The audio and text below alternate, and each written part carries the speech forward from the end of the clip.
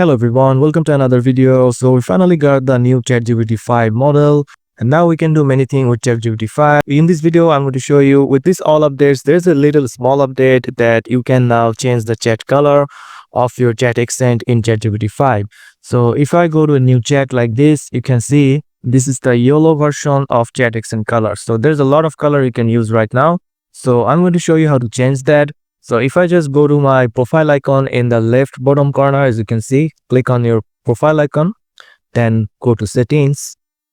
And here you can find the option on the general, which is accent color. Now you can here choose blue, green, yellow, pink, orange. So if I choose green here, you can see now the color has been changed to green. So this is how you can change the accent color of ChatGPT.